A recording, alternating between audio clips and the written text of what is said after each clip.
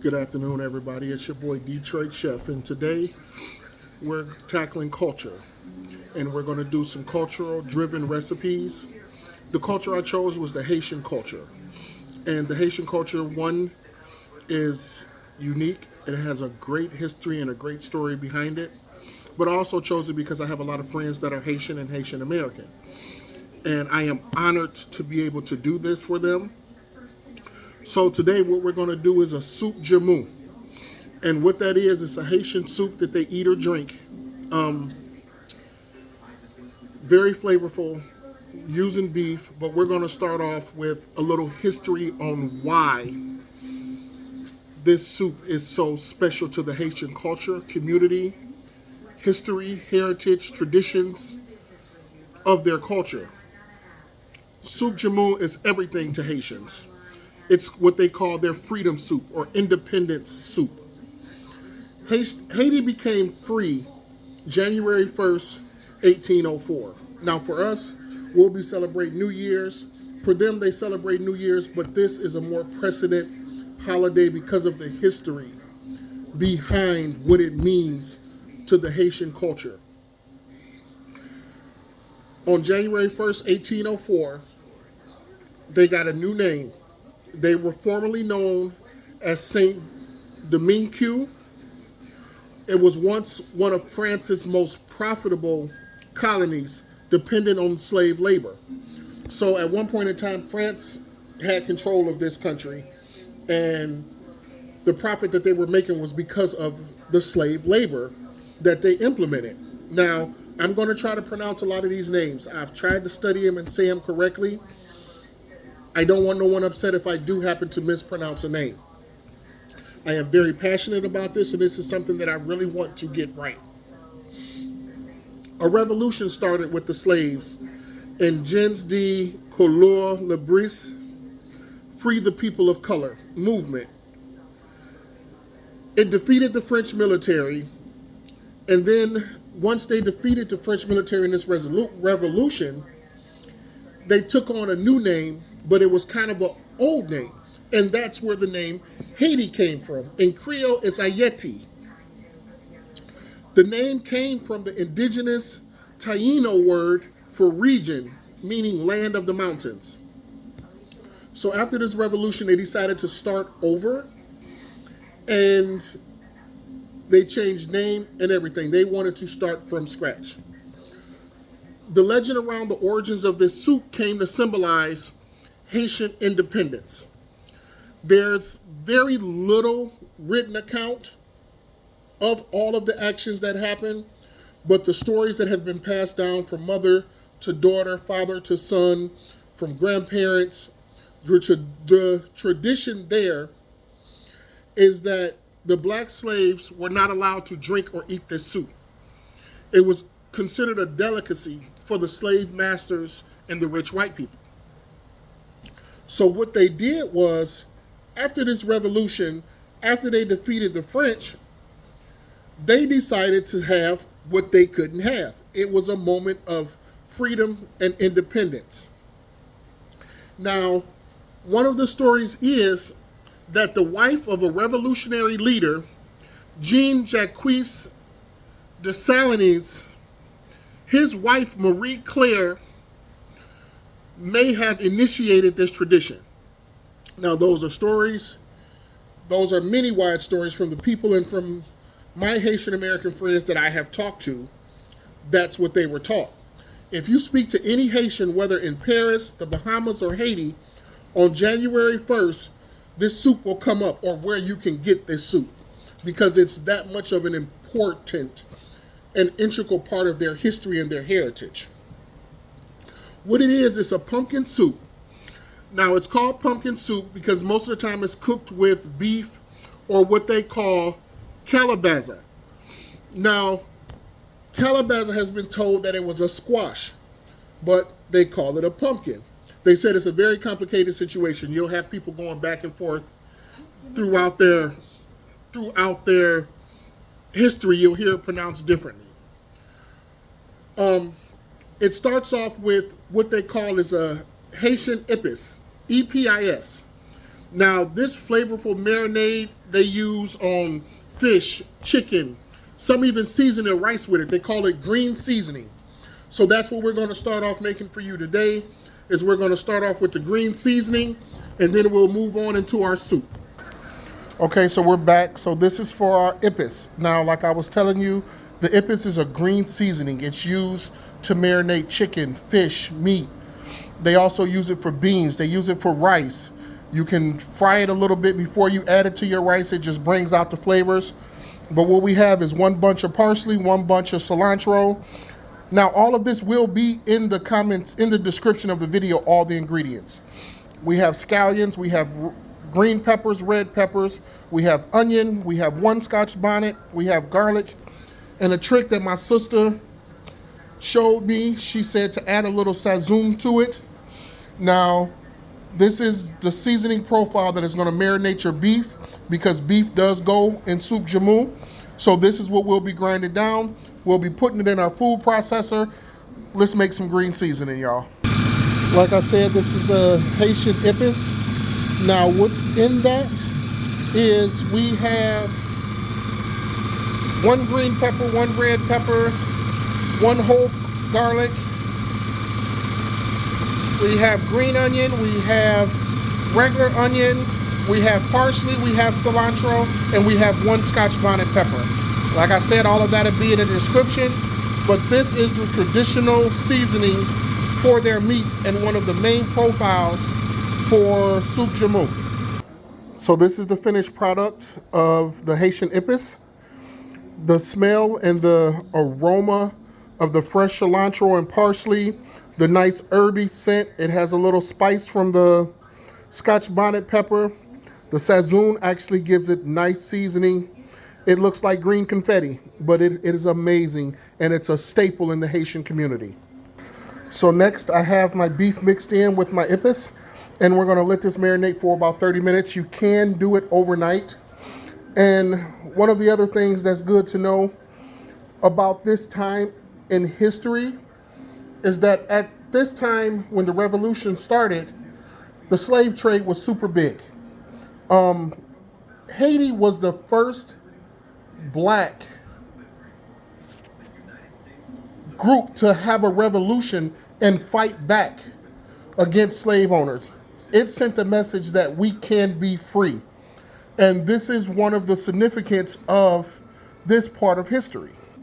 They became the first black republic throughout the country. And this was very significant and an epic feat that they were able to defeat the French. Okay, so now that we have our meat marinating, let's get into making our soup. So we have 2 turnips, we have our cabbage sliced thinly, 2 stalks of celery, we have our butternut squash. I could not find calabaza squash anywhere, so they said in the recipe that this is the next best thing, so we're gonna run with that. We got tomato sauce, we got our beef bouillon, we have lime juice, we have carrots which were cut on the mandolin, we have onion, and then we also have our potatoes. We also have 10 cups of water in our pot, which I'll show you here in just a second as I add the butternut squash in. So right now I have my butternut squash in. It's cooking in 6 cups of water. We're gonna let that cook down. We're gonna puree it, and then we're gonna go on with the rest of the recipe. So we have our squash going. It's been about 12 minutes. We're gonna let that cook about another 15 minutes. Then over here, we have a 1/4 can of tomato paste, a little bit of oil. We're gonna heat it up. I love cooking in cast iron. We're gonna heat it up. We're gonna get it nice and warm, and then we're gonna put our meat in there and start to brown and get our meat ready to go into the soup. So we have our 2 pounds of beef that's marinated for about 40 minutes in the same cast iron pot with the tomato paste and a little bit of oil. We're gonna start to cook that off. We'll cook it for about 30 minutes. Then we're gonna add it to our pureed squash. So this is after a few minutes of the meat boiling. What we're gonna do now is we're gonna cover it and we're gonna let it cook for 30 minutes. Just some clips of what I found on the Haitian community enjoying soup Joumou. They say it is so good and you can't pull away from it. Some of them eat it for 3 days straight. The children love it, and like I say, this is something that means the most to this culture, to this country. It is their independence, it is their freedom. January 1st, 1804. Every January 1st since, this soup has been eaten and enjoyed by millions. And the larger the pot, the more people that come to get it. But anywhere on January 1st, you can go in a Haitian community and 10 out of 10 times, they're eating it, they're preparing it, or they can tell you where to go to get it. And it's that much of a celebration for them. Just as we in America celebrate our Independence Day on the 4th of July, this is their Independence Day, which so happens to fall on New Year's Day. But New Year's does not outshadow the culture and the history of this community. This picture to me speaks volumes, because as we talk about culture, this shows how tradition and culture can continue to grow and continue to be passed down from generation to generation, that it does not become extinct. A mom feeding her child soup Joumou, and 9 times out of 10 telling that young child the history of how their culture got started and where they came from the slave trade to the revolution, to independence and freedom, to being the only Black republic, to perseverance. This is what you see, and this picture speaks volumes to me as I prepare this cultural soup. All right, folks, so we're back. My squash is done. So what I did now was I'm going to bring it over, I'm going to put it in my blender, and I'm going to puree it down and add it back to the pot. So once the meat and everything is ready, we can transfer it over and we can start building our soup from there. So for any of the aspiring chefs, remember, when you put a hot liquid in a blender, you want to take a towel and you want to hold the towel above the top of it, because it will come out and no one needs to get scalded or hurt in the kitchen. So now that we have that puree down, let's add it back to the pot. Let's go. The consistency and the creaminess of this is just amazing. Okie dokie, so our meat's been on for about 35-40 minutes. We got nice good color, allowed that flavor to soak into the meat. Now we're gonna add it to the squash. So now we have the meat mixed in with our squash. We're gonna bring this to a boil, and then we'll add the rest of our ingredients. So as a quick recap, what we've done first is we made our epis. We took our epis and we marinated our meat for about 40 minutes, which you can do overnight, more preferably overnight, because the longer it marinates, the more flavor it'll soak up. Then we got all of our vegetables and everything together. We got our squash into 6 cups of water. We allowed that to cook down till it's nice and soft. Then we pureed it. While that was going on, we pulled our meat. Once we got our meat up, we took it out of the epis, we added it into a pot with some oil and some tomato paste, and we started to cook that off. That has cooked for about 45 minutes. Once this comes to a boil, we're going to cut it down to a simmer, but we're going to add all of the ingredients that you see here. All right, everybody, so here's everything in the pot. We have the turnips, we have potatoes, we have parsley, we have carrots, we have celery, we have the tomato sauce, and we have the cabbage in the bottom. We're going to give it a nice stir, and then we'll add the Scoth Bonnet on top. Now the Scoth Bonnet that's going on top is for flavor. It's not cut, it's everything, the whole Scoth Bonnet with the stem, and it's for flavor. We're going to take it out before it busts so it doesn't make it spicy. It's just for the flavor, and that's just going to sit and rest on top. Okay, so this is everything mixed in except for the Scoth Bonnet. I'm going to bring this up to a boil, cut it down to a simmer, add the Scoth Bonnet. We're going to cover it and simmer it for 1 hour. Then we're going to come back and add the pasta. So this is what it looks like with everything mixed up. Now, I heard 2 ways to do this with the cabbage. They said you can slice it thin and chop it, or just slice it thin and not chop it. I'm not 100% sure, but when I'm told, it's a preference. So it's how certain people like it and certain people don't, which every recipe has its own twist. Every chef is going to add something different. But when you're focusing on cultural food and the history of it, you want to make it as close to possible as you can with all the ingredients that you have or able to get to. Because some of these stores, The big chains, Meijer, Kroger, they don't have ethnic food there. So sometimes it's a lot hard to find the ingredients that you need. You have some specialty markets. You have some stores that are for that culture. Like if you go down to Dearborn in Michigan, in Detroit, or you go over to Southwest Detroit, you'll find those stores where you can find the more ethnic groups and get the ingredients that you need. But we're going to bring this to a boil, which looks like it's getting close. Cut it down to a simmer. We're going to cover it in 1 hour, y'all. So we got it down to a simmer.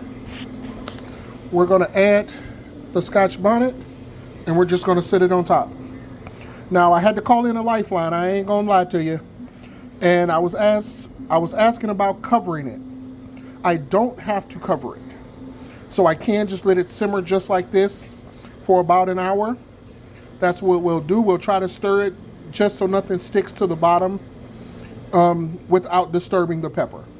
So I will see you guys in 1 hour. So we just gave it a quick stir, and this is what we're looking like.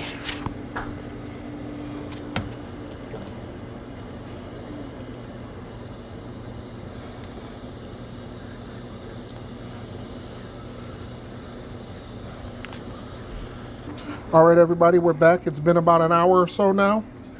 Now it's time to add our pasta. So we're going to add the pasta to this. We're going to give it a stir, and we're going to let it simmer about another 15-20 minutes until the pasta is tender and cooked. And this is the finished product. This is Haitian Joumou. It is the meal of Independence Day. It was the forbidden soup that the slaves could not eat.